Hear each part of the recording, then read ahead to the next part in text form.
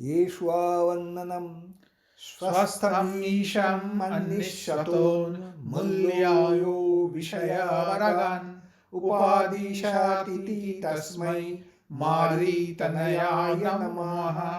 मानेन दानेन प्रेम्णा देवबुद्ध्यादिनातुरान् सेवेतेति सुधर्मस्य स्थापको यस्तस्मै नमः।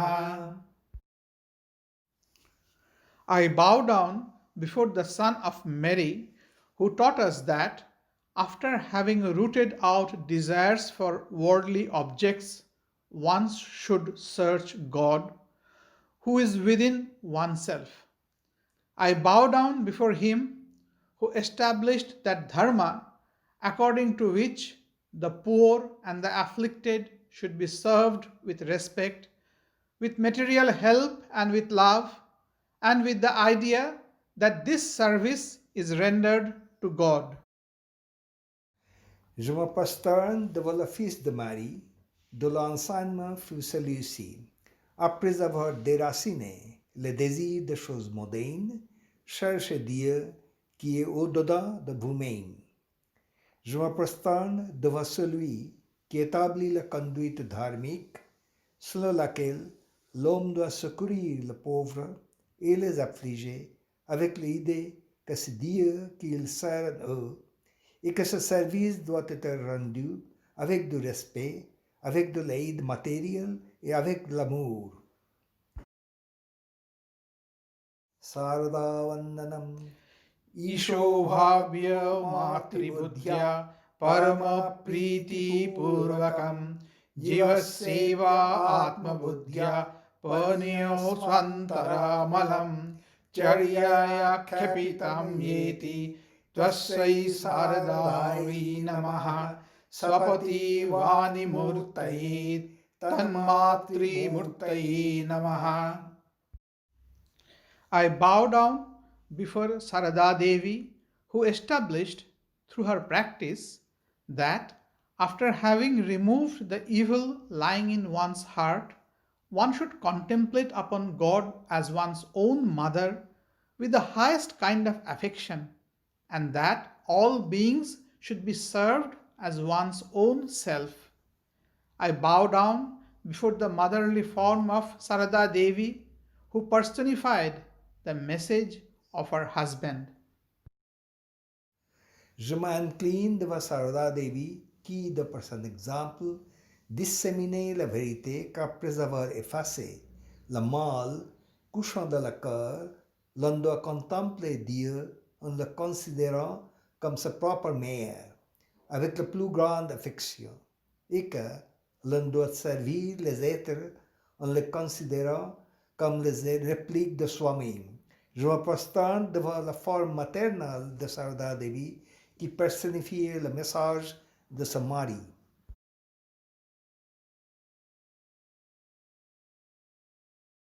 Namaste, my name is Sunishka, and today I would like to talk about Saradama. We all know that our Holy Mother Saradama was an incarnation of many virtues. Today, I would like to talk about her love and compassion for entire humanity. Freed entirely from the shackles of society, the Holy Mother had same-sightedness ingrained in her life.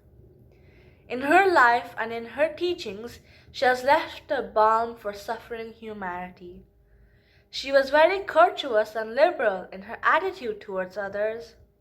No barrier of caste, creed, or color could stand before the unimpeded flow of her limitless love. For example, she, a Brahmin lady, engaged Muslim masons, which was a taboo at that time, to build up her village cottage.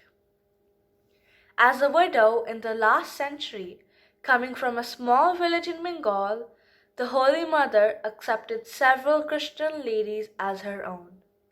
Sister Nivedita, who was of Irish origin, felt so close to her that she would behave in her presence like a little child and always loved to sit at her feet. Her life is a shining example of how women can serve the family and the society with universal outlook. Her courtesy and kindness and consideration to all, whether good or bad, have no comparison.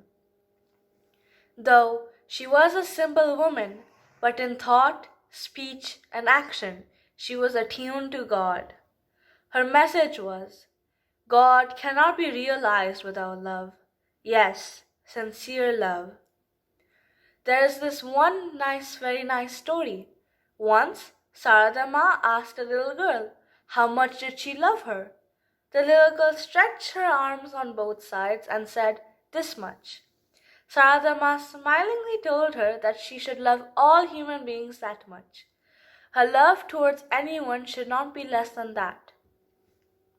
Her disinterested love and compassion were not confined to her relations and disciples only. There was a woman suffering from foul-smelling cancer of the ear, whom even her relatives had discarded, but the Holy Mother saw to it that this woman was taken to the healthcare center. Sympathy and love for others in distress were the chief characteristics of her nature. Gentle and patient as she was, she could never tolerate cruelty and injustice. Once she heard the cries of a woman who had been kicked by her drunken husband.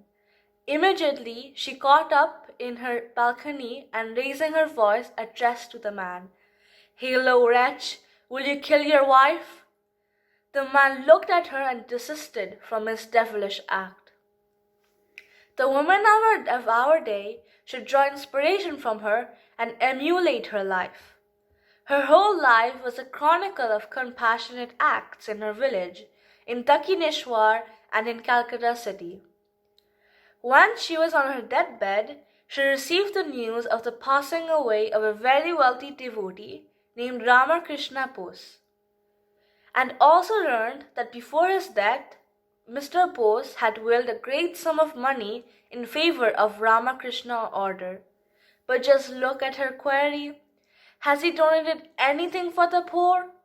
Another of Holy Mother Sarada Devi's teachings regarding love and compassion is to be tolerant to others and to their human imperfections. She said, to err is human.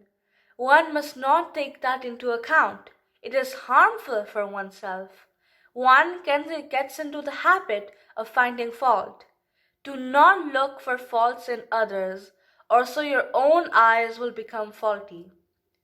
She has been helping even now many people in the world by consoling them in dreams and sometimes by appearing before them with her blessings.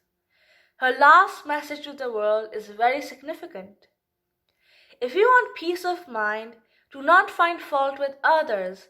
Rather, see your own faults. Learn to make the world your own.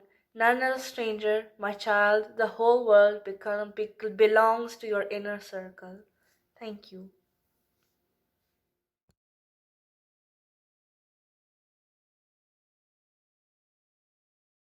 হ্যাঁ বলুন। Shri Guru Bhyo Namah Harihi Om. Every year, as you know, we have this double celebration for the Jayanti of Sarada Devi and also for Christmas Eve. You have just now seen this Arati and the double hymn to these two celebrated persons. Now our theme of the talk this evening is why we Vedantis celebrate Christmas.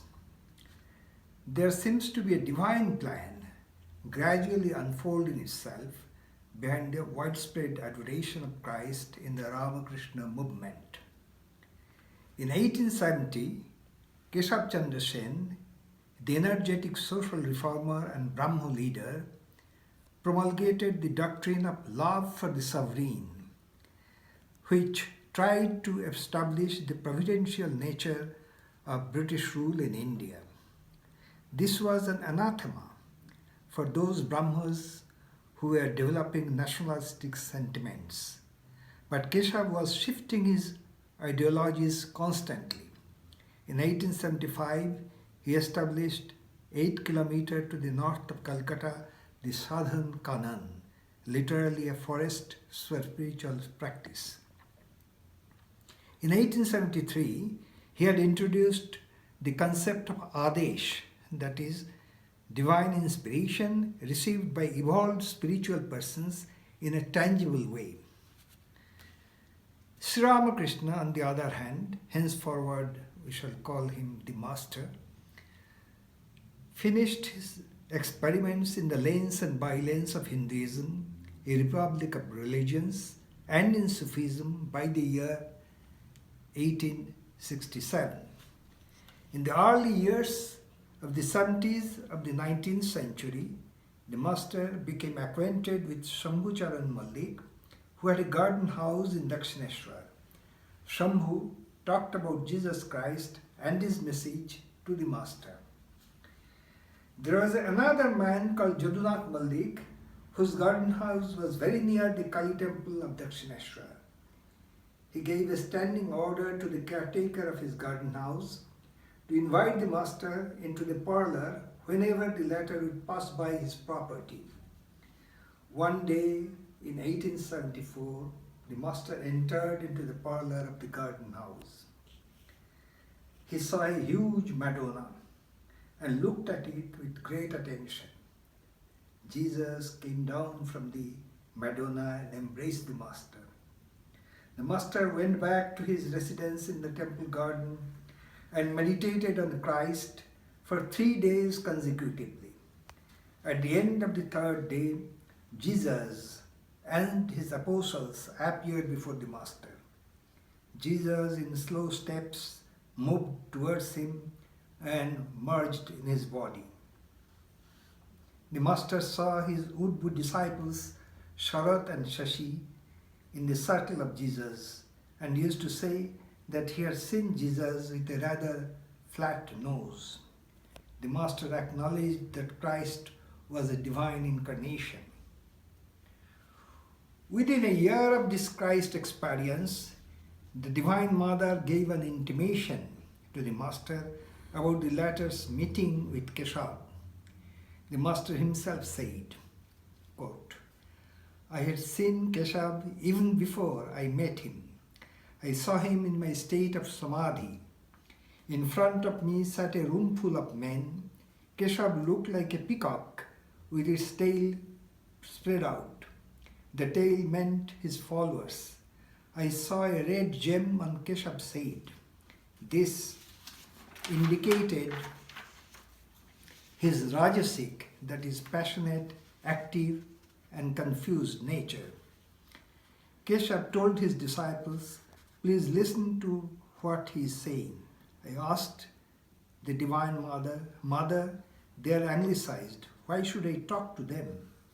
Then the mother explained to me that it would be like this in this materialistic age. End quote.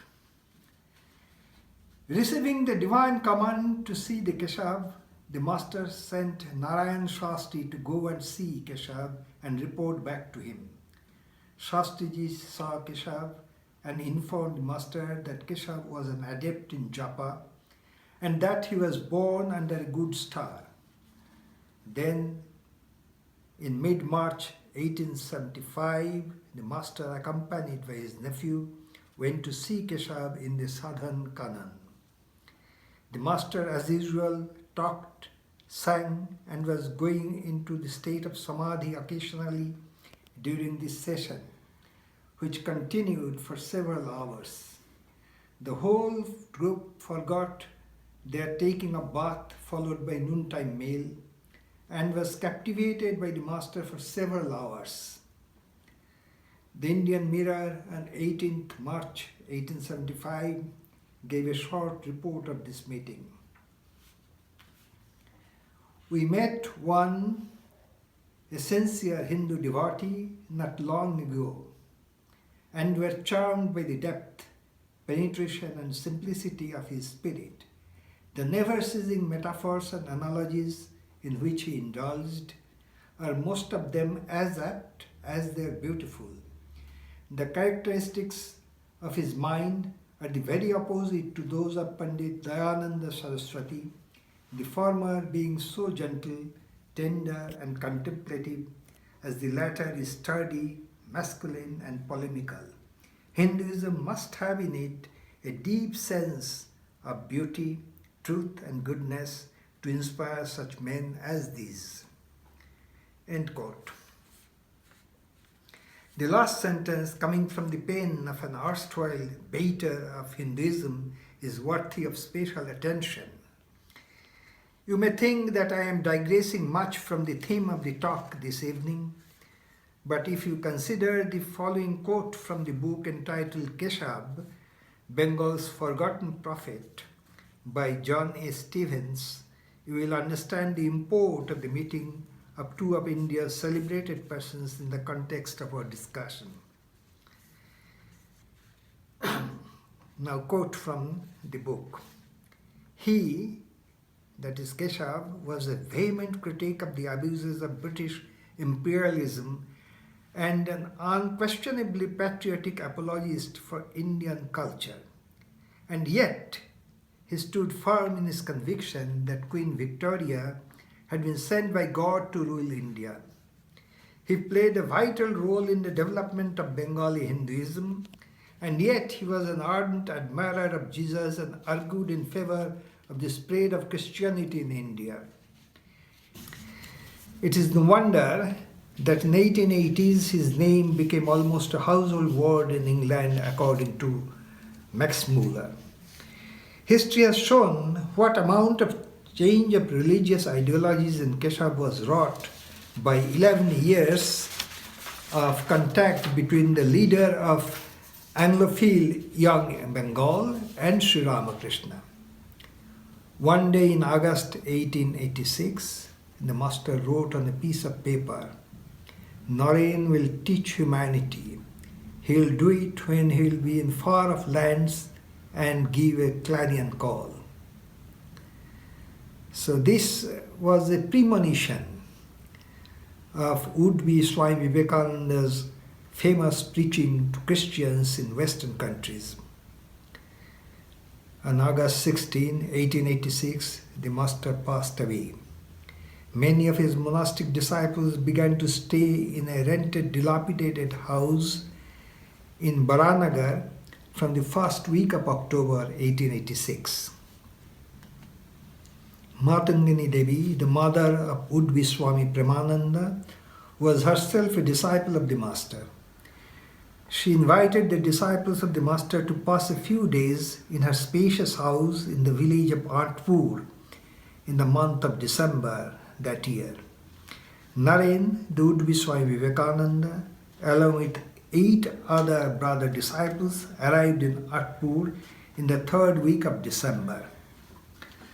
Mata Gani Devi's house became as if a temporary monastery. While strolling in the garden of the house, the disciples discovered one evening a log of tamarind tree which makes good fire. They set fire to the log to create the dhuni of meditation as the monks do on the Himalayas, and sat around the fire to meditate.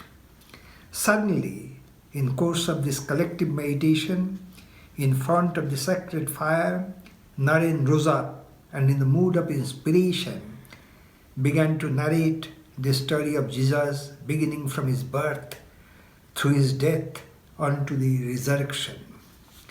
The boys were admitted in the apostolic world wherein Paul had preached the gospel of the arisen Christ and spread Christianity in different directions. The group of 9 boys was fired by the eloquence of Naren. The spirit of renunciation leapt up in their bosoms, and they made oblation to the dhuni fire with the resolve to renounce the worldly pleasures and to aid in the redemption of the world. Strangely, the boys discovered in the early morning that this memorable thing had happened in the night between 24 and 25 December. Both Sharat and Shashi were among the boys at Atpur on that night. Since then, every year the Ramakrishna monks celebrate the Christmas Eve. Sister Debomata, that is Miss Laura Glenn, reminiscence in her days in an Indian monastery, that with the arrival of December 1908, Maharaj, that is Ramakrishnananda, requested her to organize a Christmas party at her place. Accordingly, she made arrangements to purchase all necessary items including cakes, fruits and other items normally required for celebrating Christmas. When the Christmas day arrived, the students came and decorated the hall. Jasmine garlands were also procured and made as fragrant arch behind the Christmas altar. Swami Ramakrishnanand had made a special request to her to place some bread and wine as a symbol of the Christian Eucharist. At 4 p.m., the Christmas party, including Swami Brahmananda and Swami Ramakrishnananda and the rest, reached her residence. The former took his seat at the far end of the hall opposite the altar. The other Swami took his seat beside him. The others, including Orthodox Brahmins and students, also took their seats. Swami Brahmananda asked the sister to read the story of Christ's birth. She read from the account of St. Luke. After reading, the sister found Maharaj sitting with his eyes open and fixed on the altar with a smile playing on his lips. It was evident that his consciousness had gone to a higher plane. There was complete silence. After 20 minutes or more, he regained external consciousness and he signaled for service to be continued. Then lights, burning camphor, and incense sticks were waved before the altar, chants and hymns were sung. All those present bowed to the altar and prayed. Thus the Christmas service was over. Later, as he was eating, Maharaj told her, "I have been very much blessed in coming to your house today, sister." She replied quickly, "Swamiji, it is I who has been blessed in having you come." "You do not understand," he replied. "I have been very much blessed in coming to your house today, sister. I had a great blessing here this afternoon. As we were reading the Bible, Christ suddenly stood before the altar dressed in a long blue cloak. He talked to me for some time. It was a very blessed moment." Exactly 12 years later, Swami Brahmananda visited Ramakrishna Mission Calcutta Students' Home on 24th December. After a big feast organized for his guru and accompanying monks, Swami Nirbadanand, the head of the home, arranged for a Christmas Eve celebration in the august presence of Maharaj. Ramlal Dada, the nephew of the master, was there. Pointing to him, Maharaj said, "He is Father Lavenjo. He will read from the Bible." When the reading was over, Maharaj rose from his seat and began to dance in an ecstatic mood. Swami Santoshananda told me later that it was a very enjoyable dance. All these inspiring anecdotes goad us, the Vedantis, to celebrate Christmas a la Hindu. Namaste.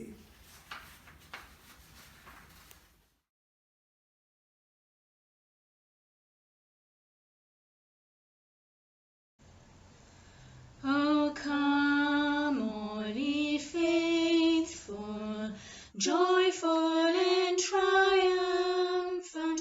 O come ye to Bethlehem.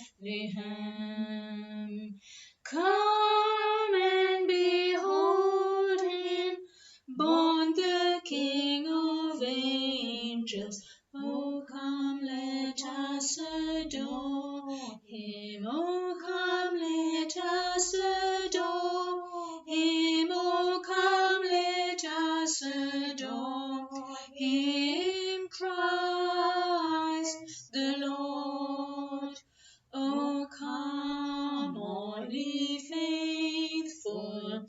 joyful and triumphant. O come ye to Bethlehem. Come and behold him, born the King of angels. O come, let us adore him. O come, let us adore him. O come, let us adore him, Christ the Lord.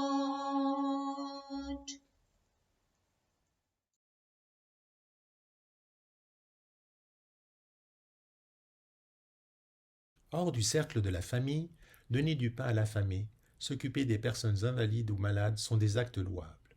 Mais l'aide spirituelle est beaucoup plus grande parce que l'effet ici n'est pas éphémère.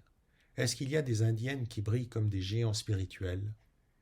Si un pommier a des centaines de fruits qui ont été détruits par des mythes, mais a seulement une pomme succulente et développée, le pommier devrait être jugé par cette pomme seule qui montre l'intention et le but de ce fruitier.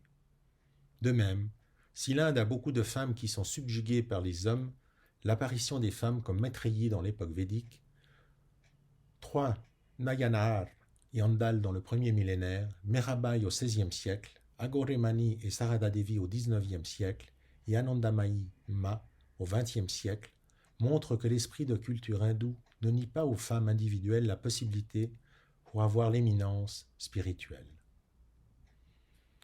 Nous racontons maintenant l'évolution de la spiritualité chez Sarada Devi, une villageoise illettrée dont la vie est bien documentée. Quand Ramakrishna, suite aux prières et méditations excessives dans un temple près de Calcutta, a commencé à se comporter comme une personne anormale, sa mère l'a invité à son village natal de Kamarpukur. Le désir secret de cette dame de faire baisser l'esprit yogique de son enfant via un mariage. Quand elle aborda le sujet devant Ramakrishna, ce dernier est entré dans un état de demi-extase spirituelle et déclara qu'une fille chez les Mukhopadhyay, dans un village proche, avait été réservée par Dieu comme son épouse. On a trouvé cette fille nommée Sarada, ayant 5 ans. La famille de Ramakrishna a arrangé son mariage avec cette fillette en mai 1859. Le mot mariage signifie une relation sexuelle autorisée pour le plaisir et le besoin de procréation. Mais exempt de sensualité, cette union entre Ramakrishna et Sarada doit avoir un autre nom. La fillette a glissé dans son état de puberté et puis à l'adolescence dans sa maison parentale après son mariage. Ramakrishna est retourné à son domicile dans le temple. Il se précipitait au cours sévère de discipline spirituelle, oubliant le monde et ses affaires. Beaucoup de personnes l'ont pris comme un homme totalement fou. La rumeur a atteint le village où Sarada vivait. Ramakrishna est arrivé à Kamarpukur en juin 1867. À ce moment-là, Sarada avait 13 ans. Elle a entendu dire que son mari avait opté pour une vie monacale. Accepterait-il Sarada comme sa femme? Elle était sur des charbons ardents quand elle est venue à Kamarpukur pour voir son mari. Les paroles de Ramakrishna ont touché la corde juste de l'amour spirituel chez Sarada. Dans son mari, elle trouvait une présence émettant la pureté et la paix. Ce sentiment persistait même après qu'il ait retourné à Calcutta. Elle attendait un appel de son mari pendant environ 5 ans. Rien n'est venu de son mari. En mars 1872, certains de ses voisins ont planifié un voyage à Calcutta pour une immersion dans le Gange, un jour sacré. Elle a voulu les accompagner. Son père a consenti à l'accompagner dans le pèlerinage proposé. Ceci était un parcours d'environ 100 km à pied. Après 2 jours de promenade fatigante, Sarada a eu une attaque de fièvre. Elle et son père ont pris le repos dans une auberge au bord de la route. Ce repos fut bienfaisant pour la santé de Sarada. Le père et sa fille ont parcouru la dernière étape de voyage et Sarada, fatiguée à cause du grand parcours à pied, a atteint le temple en soirée. Ramakrishna a pris des dispositions pour son séjour dans sa chambre. La première question qu'il a demandée à sa femme fut « Est-ce que tu es arrivé pour me rabaisser au niveau mondain ?» « Non. » Elle a répondu « Je suis venu pour t'aider dans ton chemin choisi et pour apprendre de toi. Sa pureté innée était un match parfait pour la sainteté de son mari. La relation de précepteur et le disciple a cristallisé et elle s'est superposée sur la relation matrimoniale. Une nuit de la nouvelle lune propice en juin 1873, Ramakrishna demanda à sa femme de s'asseoir devant lui dans sa chambre. Il l'a adorée comme la mère divine, observant les rituels selon les livres sacrés pour une telle adoration. Aussitôt que la cérémonie a commencé, la conscience de Sarada fut transportée à un autre domaine. Au moment où elle arrivait à son terme, Ramakrishna et Sarada, étant débarrassés du dernier vestige de leur dualité, ont été fusionnés dans ce qui est la vérité transcendantale. C'est ainsi que finit le cours d'hiver des pratiques spirituelles de Ramakrishna. En conséquence de la formation qu'elle avait reçue de Ramakrishna et l'effet de catapultage de l'adoration formelle à elle, le corps et l'esprit de Sarada sont devenus appropriés pour la diffusion spirituelle.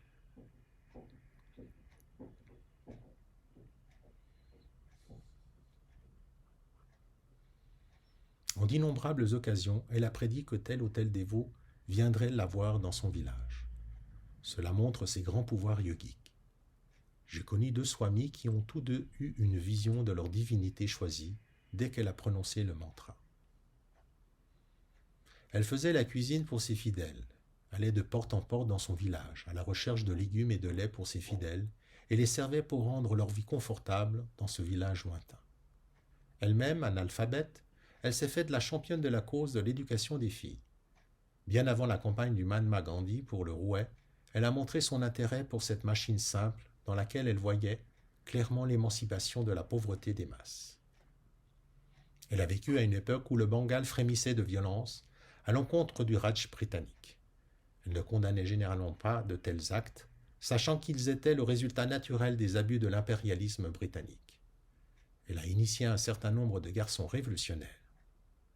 Son intuition l'a informé que le rêve des combattants pour la liberté de l'Inde se réaliserait lorsque les nations occidentales commenceraient à se brouiller entre elles. Bien qu'elle n'ait occupé aucun poste dans l'ordre fondé d'après le nom de son mari, elle a guidé cet ordre à de nombreuses reprises pendant plus de 3 décennies et a elle-même servi de refuge à des moines errants ou à des personnes employées sous l'ombre d'une mise en accusation. Swami Nikhilananda a écrit « Si Sri Ramakrishna était une flamme bondissante de réalisation spirituelle, la Sainte Mère était un feu incandescent constant de conscience de Dieu. » Pour le maître, Sri Ramakrishna, elle était la déesse de la sagesse sous forme humaine. Pour ses disciples, elle était la mère divine elle-même. Pour ses adeptes, elle était une mère plus réelle que leur propre mère terrestre. Pour les chercheurs de vérité, elle était le dernier mot, et pour les pécheurs, elle était le dernier refuge. Vasanabala Nandi était une servante de tous les travaux qui resta avec Sarada Devi pendant de nombreuses années. Une fois au milieu de la nuit, elle a vu Sarada Devi transfigurée en une brillante entité divine. Chandra Mohan, un ouvrier non qualifié et employé au bureau du Bodhan, a vécu une expérience similaire, mais elle lui a été accordée en raison de son insistance et désir assidu de réalisation. Sri Ramakrishna lui-même a attesté la présence du divin couché sous une forme humaine de Sarada Devi.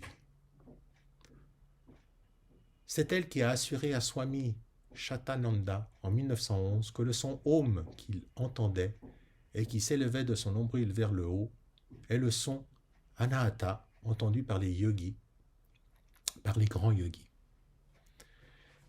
Elle disait à ses fidèles, quand vous êtes en difficulté, souvenez-vous que vous êtes une mère. Ce don d'Abhayana, négation de peur, est son plus grand cadeau aux êtres humains qui sont confrontés à la mort, aux maladies, aux calamités, à la faim, à la soif et à la peur. Comme la sœur Nevita s'est exprimée,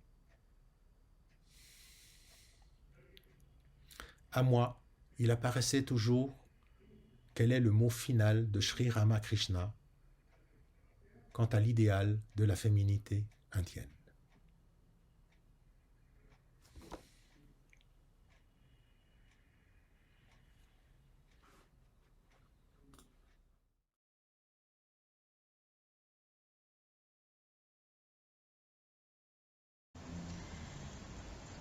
Entre le bœuf et l'âne gris, dors, dors, dans le petit-fils, mille anges divins, mille séraphins, veulent alentour de ce grand Dieu d'amour. Entre les deux bras de Marie, dors, dors, dors le fruit de vie, mille anges divins, mille séraphins, volent alentour de ce grand Dieu d'amour. Entre les roses et les lys, dors, dors, dors le divin Fils, mille anges divins, mille séraphins, volent alentour de ce grand Dieu d'amour. Entre les pastoureaux gelés, dors, dors, dors le petit-fils, mille anges divins, mille séraphins, volent alentour de ce grand Dieu d'amour.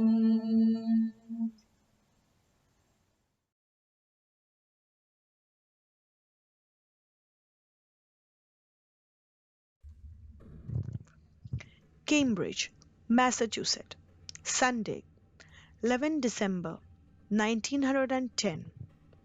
Sister Nivedita is writing to Mother Sarada Devi. Beloved Mother, this morning early I went to church to pray for Sarah. All the people there were thinking of Mary, the mother of Jesus, and suddenly I thought of you. Your dear face and your loving look and your white sari and your bracelet. It was all there, and it seemed to me that yours was the presence that was to soothe and bless poor Sarah's sick room. And, do you know, I thought I had been very foolish to sit in your room at the evening service to Sri Ramakrishna's, trying to meditate. Why did I not understand that it was quite enough to be a little child at your dear feet? Dear mother, you are full of love, and it is not a flushed and a violent love like ours and like the world's, but a gentle peace that brings good to everyone and wishes ill to none. It is a golden radiance, full of play. What a blessed Sunday that was! Few months ago, when I ran into you, the last thing before I went on the Ganges. Ran back to you for a moment as soon as I came back. I felt such a wonderful freedom in the blessing you gave me and in your welcome home. Dearest Mother, I wish we could send you a wonderful hymn or a prayer. But somehow even that would seem too loud, too full of noise. Surely you are the most wonderful thing of God, Sri Ramakrishna's own chalice of his love for the world, a token left with his children. In these lonely days, and we should be very still and quiet before you, except indeed for a little fun. Surely the wonderful things of God are all quite stealing unnoticed into our life. The air and the sunlight and the sweetness of gardens and of the Ganges. These are the silent things that are like you. Do send to poor Sarah the mantle of your peace. Isn't your thought now and then of the high calm that neither loves or hates? Isn't that a sweet benediction that trembles in God, like a dewdrop on the lotus leaf, and touches not the world? Ever, my darling mother, your foolish Koki, Nivedita.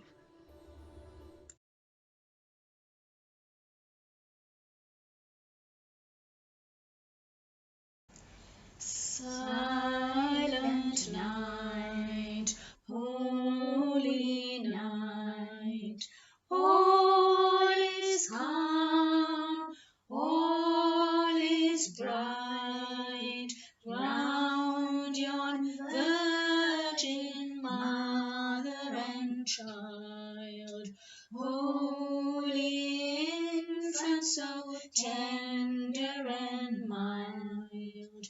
sleep in heavenly peace, sleep in heavenly peace. Douce nuit, sainte nuit, les bergers, les premiers ont entendu l'Alléluia qui sonnait d'ici et de là. Car chantaient les anges, un sauveur nous est né.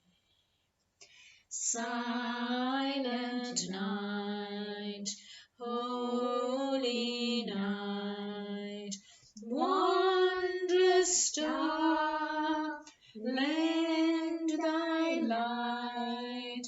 With the angels let us sing. Alleluia to our King. Christ the Savior is born. Jesus the Savior is born.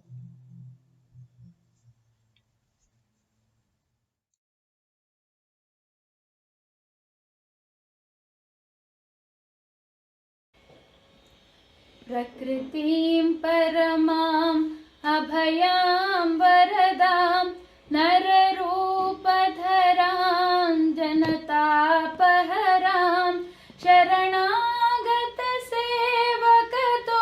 शरणागतसेवकतोषकरीं प्रणमामि परां जननीं जगतां गुणहीनसुतान्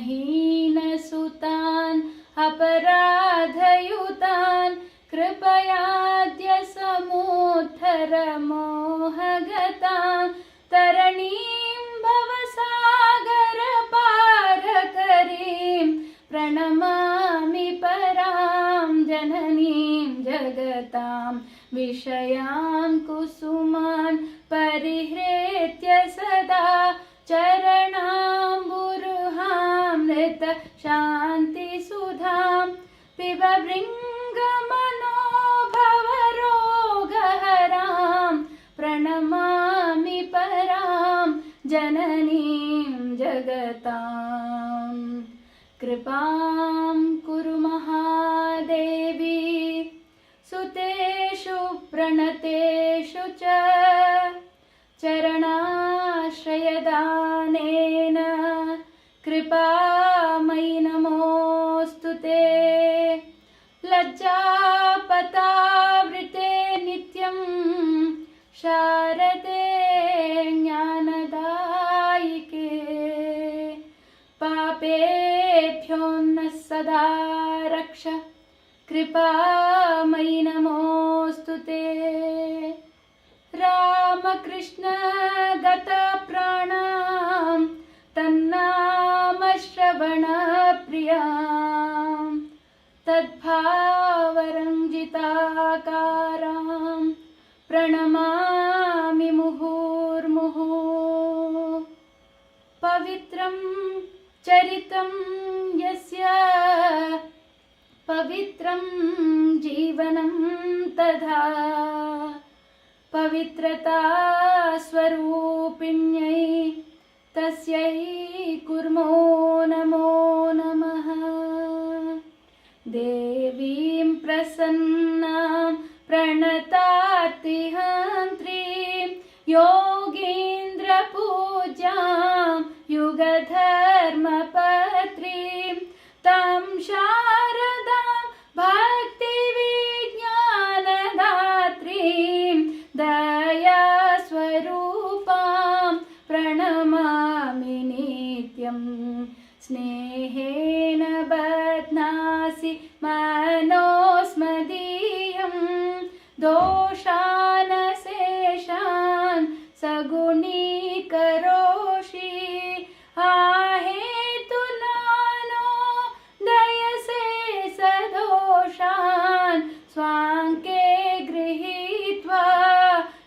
इदं विचित्रं प्रसीद मातर्विनयेन याचे नित्यं भव स्नेहवती सुतेषु प्रेमैकबिन्दुं चिरदग्धचित्ते विषिञ्च चित्तं कुरु न सुशान्तम् जननीं शारदां देवीं रामकृष्णं जगद्गुरुं पादपद्मे तयोः श्रुत्वा प्रणमामि मुहुर्मुहुः प्रणमामि मुहुर्मुहुः प्रणमामि मुहुर्मुहुः.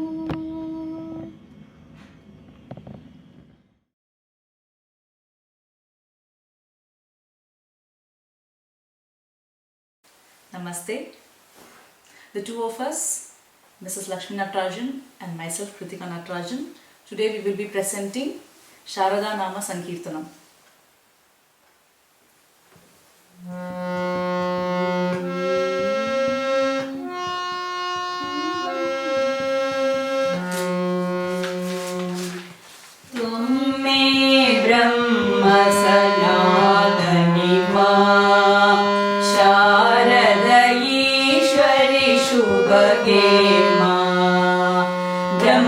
ब्रह्मानंद स्वरूपिणी मां ब्रह्म शक्ति सुखदायिनी मां सच्चित् सुगमय रूपिणी मां सृष्टि स्थिति लयकारिणी मां ब्रह्म सुधा बुद्धि केलिनी मां ब्रह्मात्मैक्य शुभं करिमा जीवेश्वर कौतुकिमा अगाध लीला रूपिणी मां त्वं मे ब्रह्म सनातनी मां शारदयीश्वरि शुभगे मां त्वं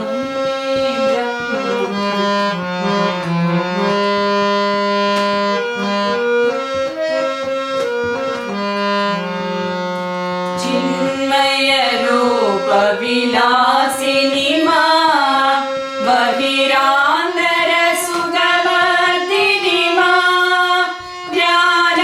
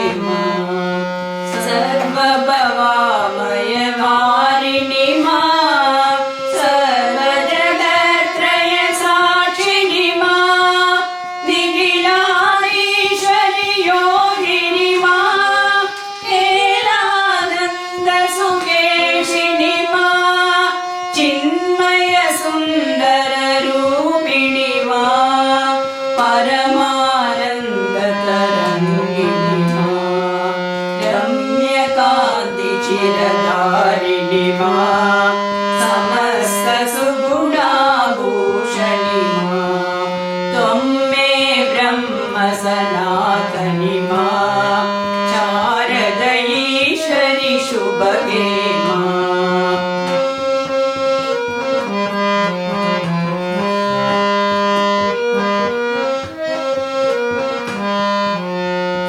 सद्गति सन्मदिदायिनि मा भवतारिणि करुणेश्वरि मा त्रिपुरे सुन्दरि मोहिनि मा ब्रह्माण्डोदरधारिणि मा प्रेमानन्द प्रवर्षिणि मा सर्वचराचरकारिणि मा भुवन चतुर्दश प्रसविनि मा नानालीलाकारिणि मा त्वं मे ब्रह्म सनातनि मा शारदईश्वरि शुभगे मा त्वं मे ब्रह्म सनातनि मा शारदईश्वरि शुभगे मा विविध विभूति विदारिणि मा ज्ञानालोकप्रदायिनि मा विश्वक्रीडा कौतुकि मा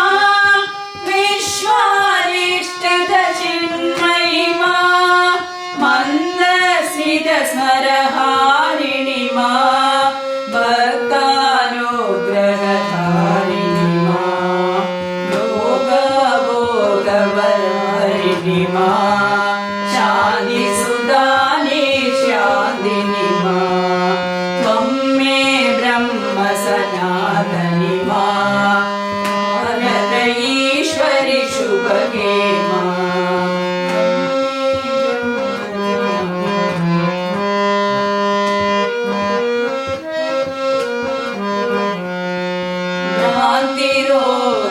भ्रान्तिरोगविषहारिणि मा कान्तियोगसुखदायिनि मा वीरनरेन्द्रप्रहर्षिणि मा समाधिचिरचितिदायिनि मा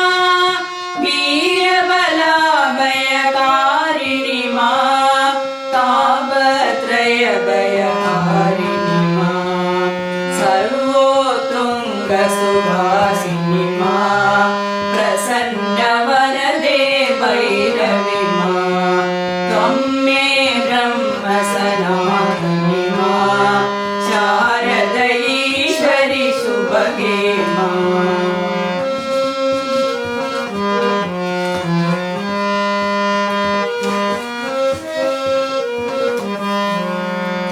हवन जवाचरसारिणि मा चण्डासुरकलकारिणि मा सकलदेवजयसारिणि मा दुष्टमुण्डबलकारिणि मा चामुण्डेश्वरि दर्पिणि मा माहिषदर्पविनाशिनि मा माहेश्वर सुखवर्धिनि मा महिषासुरकलमर्दिनि मा त्वं मे ब्रह्म सनातनि मा शारदईश्वरि शुभगे मा त्वं मे ब्रह्म सनातनि मा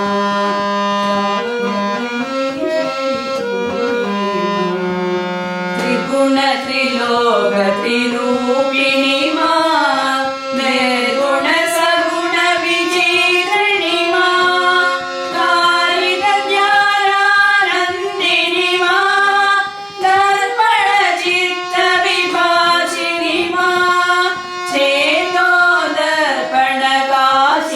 मा नवनवरूपसुदर्शिनि मा समस्तलोकोदारिणि मा रामकृष्ण नवरूपिणि मा त्वं मे ब्रह्म सनातनि मा शारदईश्वरि शुभगे मा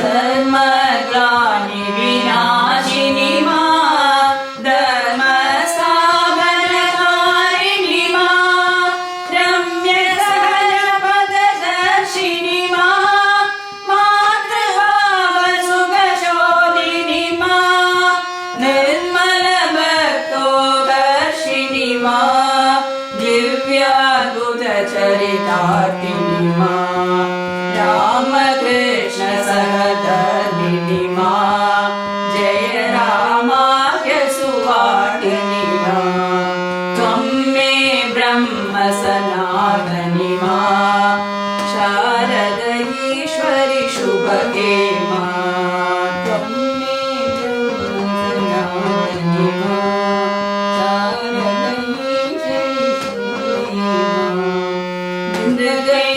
सरि वरमालिनि मा दुर्गहिमाचलनन्दिनि मा नरेन्द्र हृदय निवासिनि मा लोकोत्तरकृतिदर्शिनि मा सुन्दर रूप विकासिनि मा दिव्य गुणाकरधारिणि मा दुर्बल सबल सुहारिणि मा दुःखदैन्य भयनाशिनि मा त्वं मे ब्रह्म सनातनि मा शारद ईश्वरि शुभगे मा त्वं मे ब्रह्म सनातनि मा शारद ईश्वरि शुभगे मा सर्वभूतहितसारिणि मा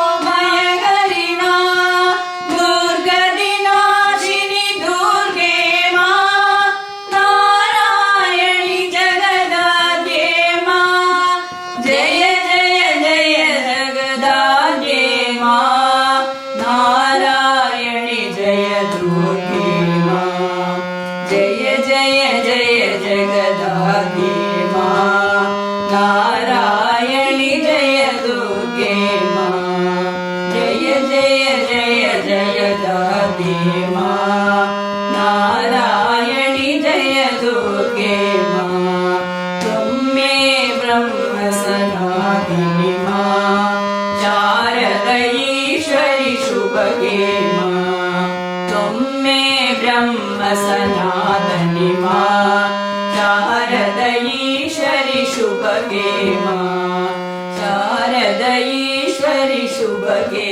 मा शारद ईश्वरि शुभगे मा